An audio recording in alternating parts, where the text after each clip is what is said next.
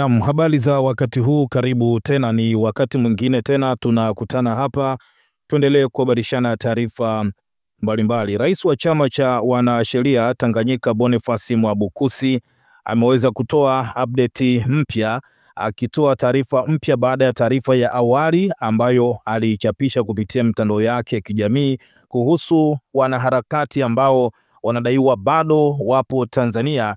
Ikiwa awali kupitia mitandao yake kijamii alithibitisha ya kwamba wanaharakati hao wamefukuzwa Tanzania na wamerudishwa nyumbani kwao, lakini taarifa zikasambaa kwenye mitandao mbalimbali ya kijamii ya kwamba wanaharakati hao Boniface Mwangi, lakini pia mwanaharakati wa haki za binadamu Bi Agatha Atuhaire bado wanashikiliwa Tanzania. Boniface Mwabukusi kama unavyoona hapa kupitia akaunti yake ya X ametoa taarifa mpya na kuthibitisha ya kwamba bado wanashikiliwa Tanzania, hawajarudishwa makwao. Boniface Mwabukusi ameandika, kukamatwa kwa waandishi wa habari Boniface Mwangi na Agatha Atuhaire. Tunapenda kutoa ufafanuzi kuhusu hali ya bwana Boniface Mwangi, mwandishi wa habari na mwanaharakati wa haki za binadamu kutoka Kenya, na Bi Agatha Atuhaire, mwandishi wa habari na mwanasheria kutoka Uganda,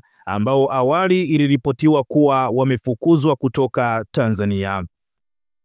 Sasa imefahamika kwetu kuwa tofauti na taarifa za awali, watu hao wawili bado hawajafukuzwa Tanzania. Tumethibitisha kuwa hawako tena chini ya ulinzi wa polisi, bali bado wanashikiliwa na idara ya uhamiaji ya Jamhuri ya Muungano wa Tanzania. Tunaiomba kwa heshima mamlaka ya uhamiaji kuhakikisha kuwa hatua zote zinazochukuliwa zinazingatia kikamilifu katiba, matakwa ya kisheria na kanuni za haki asilia. Taratibu za kisheria lazima zifuate kwa uangalifu mkubwa kulingana na sheria za ndani na wajibu husika wa kikanda. Timu yetu ya wanasheria iliyoko hapa inafuatilia kikamilifu hali hiyo na inachunguza njia sahihi za kisheria ili kuwezesha azimio la haki na la wakati. Ameandika hapa rais wa chama cha wanasheria na wakili Boniface Mwabukusi, tunaomba radhi kwa taarifa yoyote ya awali ambayo haikuwa sahihi, lakini pia tunaomba radhi kwa usumbufu wowote uliojitokeza.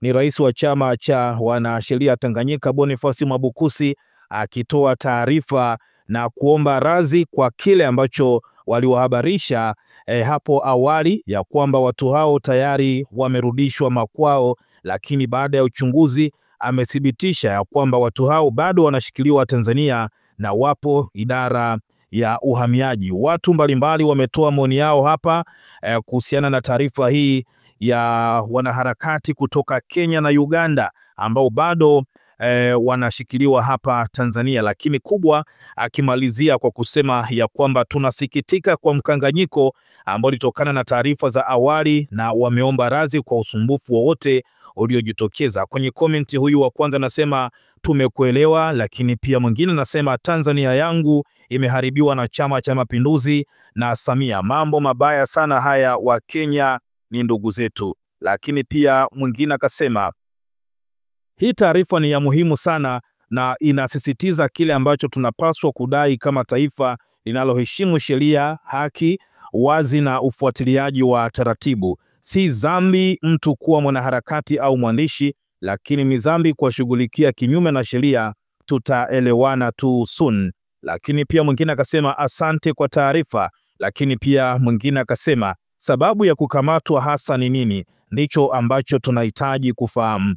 Lakini pia mwingine akasema fungueni kesi waachiwe. Lakini pia mwingine akasema kwamba miscommunication or deliberate obstruction of justice. Lakini pia mwingine akasema it is getting out of hand now. Lakini pia mwingine akasema shukrani kwa taarifa. Lakini pia mwingine akasema kwamba mbona mmekuwa mkichelewa sana kutoa taarifa?